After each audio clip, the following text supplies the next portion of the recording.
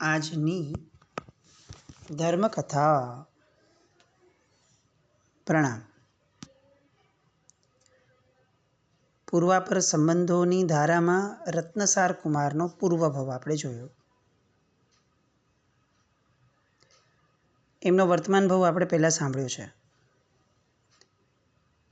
પુણ્ય એવું લઈને જન્મ્યા કે આખા નગરના તમામ શ્રેષ્ઠીઓની કુલ મિલકતની સાથે રાજાનો ખજાનો એ બંને એડ કરી લઈએ અને જેટલી સંપત્તિ થાય એટલી સંપત્તિ એમના પિતા પાસેથી એમને પોતાને વારસામાં મળવાની હતી.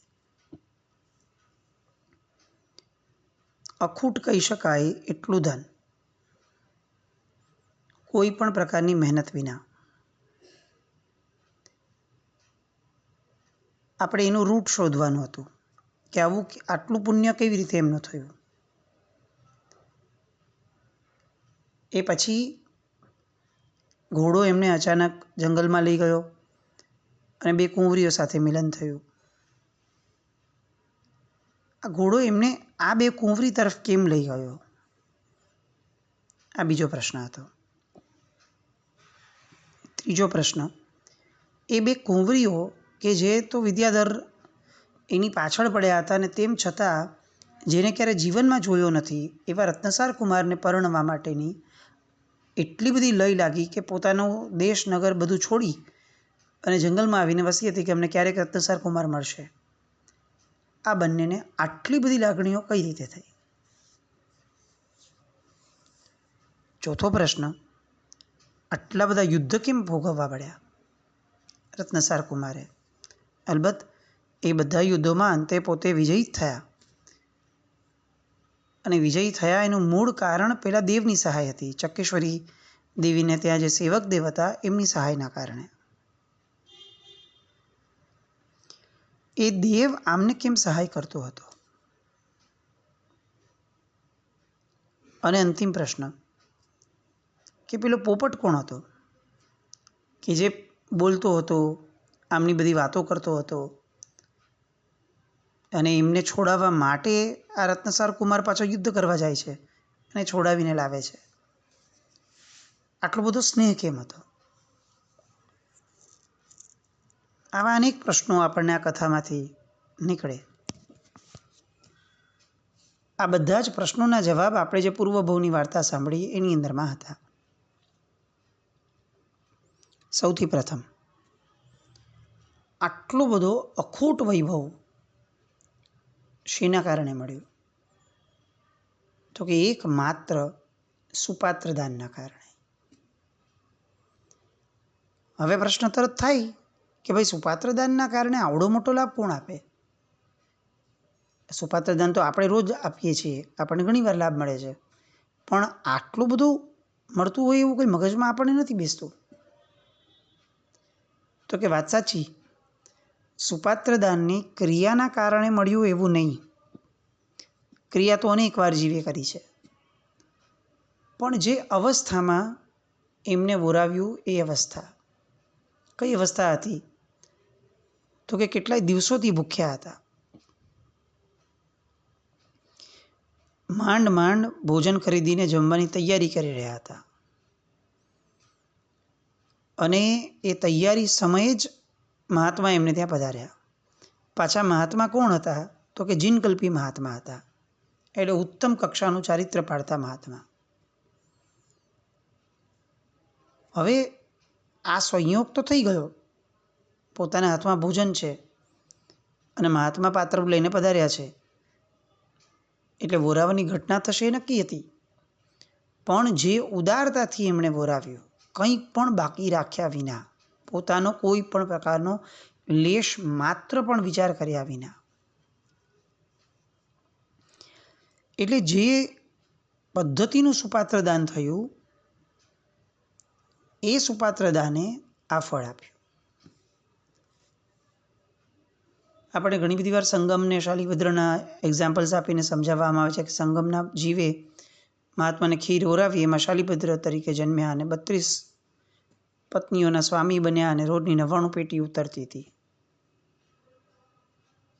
આ જાણકારી સાચી છે પણ અધકચરી છે. સુપાત્ર દાનના કારણે થયું એવું એકાંતે ન કહી શકાય, એટલા માટે કે કઈ પદ્ધતિનું અને કઈ રીતે સુપાત્ર દાન કર્યું છે એના કારણે થયું છે. એટલે અહીંયા આપણને રત્નસાર કુમારના જીવનની અંદરની પહેલી ઘટના, એનો જે પ્રશ્ન છે એ પ્રશ્નનો ઉત્તર આમાંથી મળે છે કે એમણે જે ઉદારતાથી વોરાવ્યો, વોરાવતી વખતે જે ઉદાત્ત મનોવૃત્તિ હશે, જે અહોભાવ હશે પેલા ગુરુ ભગવંત પ્રત્યે, એ હદ સુધીનો અહોભાવ કે પોતાના 3-4 દિવસના ભૂખ્યા પેટનો વિચાર પણ એમને આવતો નથી. એમને એ પણ નથી યાદ આવતું કે હું બધું વોરાવી દઈશ તો આ થાળીમાં કંઈ બચશે નહીં, ને થાળીમાં કંઈ બચશે નહીં તો પેટમાં તો ઓલરેડી કંઈ છે નહીં, તો પછી આ શરીર કેવી રીતે ચાલશે, આવો પણ વિકલ્પ પણ ન થયો દૂર દૂર સુધી. એટલે એવું નહીં કે એ મુમેન્ટે ન થયો, પછી પણ ન થયો. કોઈ જ ગ્રજ નહીં, કોઈ જ અફસોસ નહીં, બસ આનંદ અને ઉદારતા. એના કારણે જન્મતા વેદ એવા ઘરમાં જન્મ્યા કે જે ઘરને સમૃદ્ધિની પરાકાષ્ઠા કહી શકાય. આ સુપાત્ર દાન સાથેનો એનો પૂર્વાપરનો સંબંધ. આપણે ત્યાં સુકૃત જેટલું મહત્ત્વનું કીધું છે, કદાચ એટલું જ મહત્ત્વનું અથવા એનાથી વધુ મહત્ત્વનું સુકૃતનું અનુમોદન કીધું છે. આપણને લાગે કે સંગમે વોરાવી દીધું એટલે શાલિભદ્ર બન્યો. ના, એવું નહીં. સંગમે જે પદ્ધતિએ વોરાવડાવ્યું એ પદ્ધતિ મહત્ત્વની. સંગમે વોરાવ્યા પછીથી જે રીતે એની ઉપબૃહણા કરી, એની અનુમોદના કરી કે મને આજે બહુ સરસ લાભ મળી ગયો, અને કેવી ઇન્ટેન્સિટી કે શરીરમાં શું ઉપડ્યું છે પેટમાં, અને તેમ છતાં એને યાદ પેલા મહાત્મા આવે છે. તકલીફોમાં કરેલો ધર્મ એ અનેક ગણું ફળ આપે છે. જે કલિકાલ સર્વજ્ઞે વિતરાગ સ્તોત્રની અંદરમાં એક પ્રકાશમાં કીધું કલિકાલ માટે, કે આ કલિકાલની અંદરમાં વિપરીત સમયની અંદરમાં જે જીવો શુદ્ધ ધર્મ કરી રહ્યા છે, એ જીવો સતયુગની અંદરમાં 1 કરોડ પૂર્વના આયુષ્યમાં જેટલો ક્ષયોપશમ કરી શકે એટલો ક્ષયોપશમ અહીંયાના 100 વર્ષના આયુષ્યમાં કરી દેખાડે છે. માટે હે કલિકાલ તને ધન્ય છે. આવું કેમ થાય છે? કારણ કે વિપરીત પરિસ્થિતિની અંદરમાં કરાયેલો ધર્મ એ વિશેષ ફળ આપે છે. પોતે ભૂખ્યા હતા, 3-4 દિવસના ભૂખ્યા હતા, અને તેમ છતાં આવી વિપરીત પરિસ્થિતિમાં પણ બધું જ ભોજન વહોરાવવાની અંદરમાં તૈયારી ઊભી થઈ. એનો કોઈ પાછળથી અફસોસ નહીં, ઉલટાનું ફક્ત નિતાંત અનુમોદન, અનુમોદન ને અનુમોદન.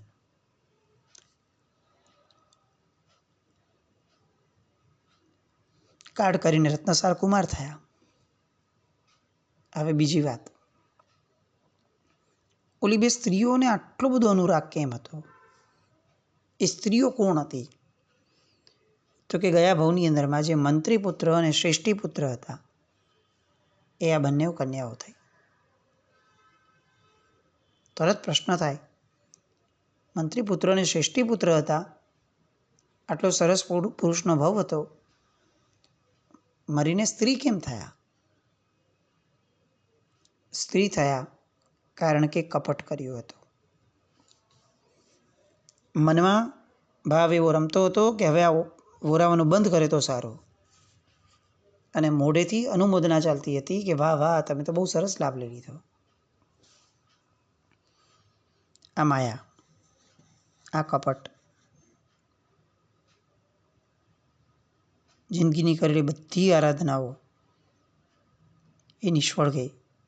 એ અપેક્ષાએ કે અહીંયા કરેલી માયા એ પ્રકૃષ્ટ રહી અને સ્ત્રીપણું એમને ભોગવવું પડ્યું. આવડી નાનકડી માયા, આપણે ખાલી આપણા જીવનમાં ડોક્યું કરીએ એટલે આપણને ખ્યાલ આવશે કે આવી માયાઓ તો આપણે દિવસમાં 10 વાર કરતા હશું. મનમાં કંઈક ચાલતું હશે ને બહારથી આપણે વખાણ કરશું, બહુ સરસ, હા ભાઈ, બહુ સરસ લાભ લીધો. અને મન એમ કહેતું હશે કે આ કે લાભ લીધો કહેવાય, આરો ગામને લૂંટીને લાભ લે છે. આવું મનમાં દ્રઢપણે બેઠેલું હોવા છતાં બહારથી આપણે માયા કરીને એની અનુભૂત ના કરીએ. આવા તો ઢગલા બંધ કિસ્સાઓ દિવસ, મહિના, વર્ષ દરમિયાન આપણે કરતા હશું. અને આ લોકોએ માત્ર એક વાર આવી રીતે માયાપૂર્વક અનુમોદના કરી. પરિસ્થિતિ શું આવી તો કે બીજા ભાવમાં બંને સ્ત્રી તરીકે જન્મ લેવો પડ્યો. આ બધા પૂર્વાપર સંબંધો, એની વાર્તાઓ એ જો આપણામાં અરેરાટી ન જન્માવે, આપણા મુખમાંથી ચિત્કાર ન જન્માવી શકે, આપણી પોતાની જાતનો વિચાર કરવા માટે આપણને જો પ્રેરે નહીં, તો કોઈ અર્થ નથી. બંને શ્રેષ્ઠીપુત્ર અને વણિકપુત્ર બંને મરી અને સ્ત્રી તરીકે જન્મ્યા, પણ બંનેઓને અનુરાગ હતો પહેલા રાજકુમાર ઉપર, શ્રીસાર કુમાર ઉપર. એ અનુરાગના અનુબંધ ઊભા રહ્યા, સંસ્કાર ઊભા રહ્યા. એટલે આ ભાવની અંદરમાં જે વ્યક્તિને જોયો પણ નથી એવા વ્યક્તિ પ્રત્યે આકર્ષાયા. કારણ કે ટેકનિકલી એ વ્યક્તિ પ્રત્યે નથી આકર્ષાતા, એ આત્મા પ્રત્યે આકર્ષાય છે. જે આત્મા સાથે ગયા ભાવમાં સંબંધ બાંધ્યો હતો, એ આત્મા આજે જે ભાવ તરીકે હોય, જે વ્યક્તિ તરીકે હોય, મેક્સ નો ડિફરન્સ. એ આત્મા જ્યાં પણ છે એની સાથે અનુરાગ પ્રગટે. એટલે બંને સ્ત્રી તરીકે જન્મ્યા. રત્નસાર કુમાર સાથે જ પરણશું આવો નિર્ધાર કર્યો. ઋણાનુબંધ ક્યાંથી ક્યાં ખેંચીને લાવે છે. હવે પ્રશ્ન નંબર 3. પેલા ક્ષત્રિય પુત્રનું શું થયું, જેણે બહુ બ્લન્ટલી કહી દીધેલું હતું કે કુમાર, મને તો બહુ ભૂખ લાગી છે, માટે મારા માટે થોડું બાકી રાખજો. તુચ્છ સ્વભાવનો માણસ. શું થયું તો કે મરી અને પોપટ થયો. કેમ તિર્યંશ ગતિમાં ગયો મનુષ્યમાંથી? તો કે એટલા માટે ગયો કે આ પ્રસંગની અંદરમાં એણે દાન કરવામાં અંતરાય કર્યો હતો.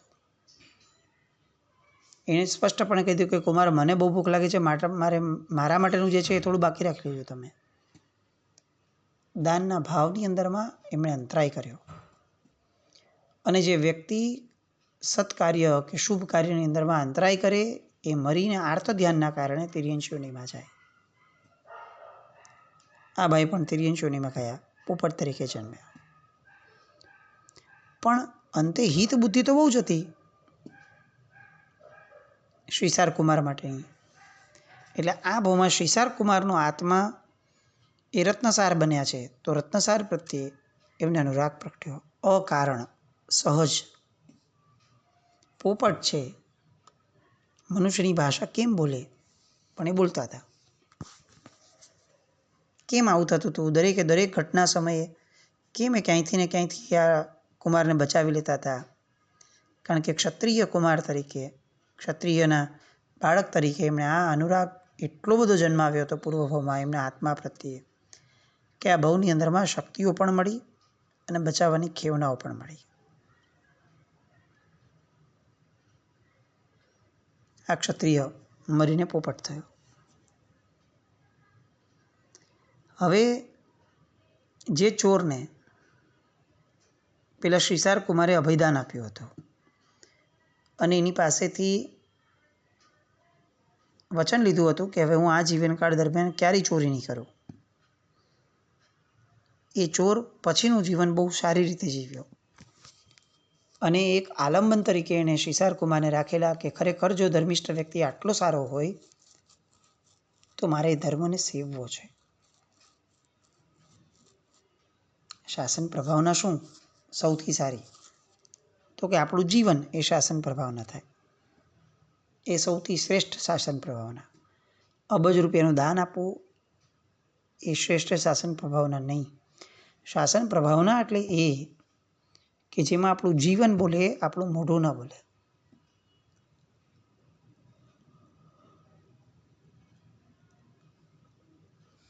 અહીંયા શ્રીસાર કુમારે જે ચોરને અભયદાન આપ્યું હતું, એ ચોર સારી રીતે જીવન જીવ્યો અને સત્કાર્ય કરતાં કરતાં અંતે મૃત્યુ પામ્યો અને મરી અને ચક્કેશ્વરી દેવીના સેવક દેવ તરીકે, ચંદ્રચૂડ નામના દેવ તરીકે જન્મ્યો. આ ચંદ્રચૂડ દેવે જન્મતા વેત ઉપયોગ મૂક્યો કે ભાઈ હું ક્યાંથી આવ્યો છું. એટલે એને પોતાનો આખો ભવ દેખાયો. એ ભવની અંદરમાં એ દેવને સ્પષ્ટ દેખાયું કે હું કોના કારણે દેવ થયો. તો કે હું દેવ થયો એ તો મૂળતઃ શ્રીસાર કુમારના કારણે. શ્રીસાર કુમાર અત્યારે ક્યાં છે? અવધિ જ્ઞાનનો ઉપયોગ મૂક્યો અને ખબર પડી કે આ તો રત્નસાર તરીકે છે. એટલે ચોરી કરનાર ચોરમાંથી આગળ વધતા વધતા વધતા આ શ્રીસાર કુમારના એક ઉપવારના કારણે સીધા મરીને ચક્કેશ્વરી દેવીના મુખ્ય સેવક દેવ તરીકે જન્મ્યા.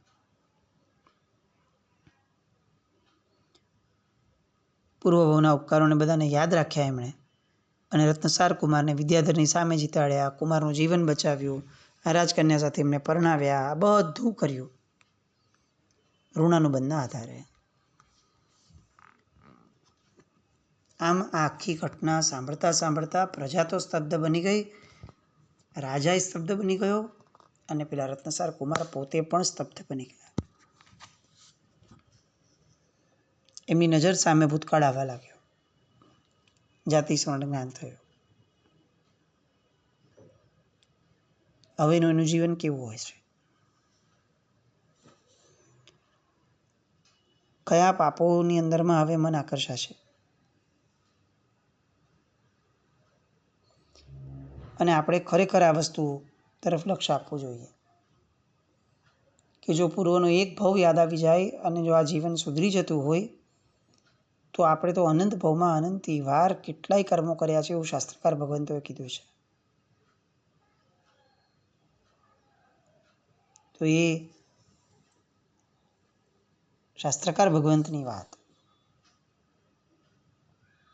એ આપણામાં ચરિતાર્થ થવી જોઈએ.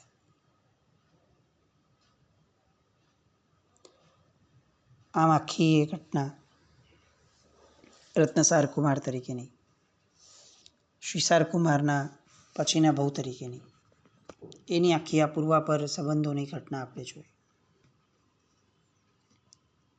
પ્રજાએ, રાજાએ અને અંતે વિદ્યાનંદ મુનિજીએ બધાએ ત્યાંથી વિદાય લીધી.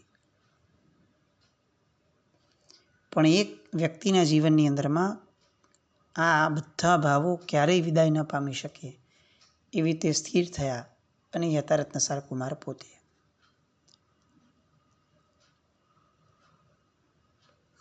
વ્રતો ગ્રહણ કર્યા, જીવનમાં ધર્મને બહુ વ્યવસ્થિત સ્થાન આપ્યું, અંતે સંયમ ગ્રહણ કર્યું, સદગતિએ ગયા. પણ આ મિત્રો જેમને ભલે ખરેખર જે રીતે ધર્મ કરવો જોઈએ, સુપાત્રદાન આપવું જોઈએ, ભાવપૂર્વક નહોતું આપ્યું, પણ તેમ છતાં આ બધા ભેગા થયા અને અંતે બહુ સારી ગતિએ બધા ભેગા ગયા. એનું મૂળ કારણ આ કે તે ભવની અંદરમાં એક શુભ આત્મા પ્રત્યે એ લોકો સ્નેહ ઊભો કરી શકે. શુભ આત્મા સાથેના સ્નેહને આપણે ત્યાં પ્રશસ્ત રાગ કીધો છે. એનું મૂળ કારણ જ આ છે. કેમ પ્રશસ્ત રાગ? એને ઉપાદેય બુદ્ધિ સાથે કીધું, હે બુદ્ધિ સાથે નથી કીધું. કેમ એવું કર્યું? કારણ કે એ કહેવા માંગે છે કે આ પ્રશસ્ત એટલા માટે જ છે કે કાલે ઉઠીને કદાચ આ બધા ભાવો આપણને બીજા ભવની અંદરમાં લાવશે, પણ શુભ આત્મા સાથે જોડાયેલું છે. એટલે શુભ આત્મા જેવો શુભ ગતિએ જશે, તરત જ એની પાછળ પાછળ આપણને પણ શુભ ગતિએ લઈ જશે. ખાલી સંભાળવાનું ને વિચારવાનું એટલું છે કે એ સમયે આપણો મત શું હશે. પૂર્વાપર સંબંધની આ બધી વાતો આપણને તો દાખલાના જવાબો ખબર છે એટલે આપણે આ બધું તાળો બેસાડી શકીએ છીએ, પણ આપણા તો દાખલાનો કોઈ જવાબ નથી ખબર. એટલે આપણે તો તાળો નહીં મેળવી શકીએ. આપણે તો આજને આજ, અત્યારે ને અત્યારથી આ જીવનને પવિત્ર બનાવી શકશું કે જેના કારણે જ્યારે પણ ટ્રેન મળશે આપણને ભવાંતરની, ત્યારે આપણે સદગતિની રિઝર્વેશનની સીટ સાથે લઈને જશું. આવી કંઈક સરસ મજાની ભાવધારા રત્નસાર કુમાર જેવી આપણી થાય,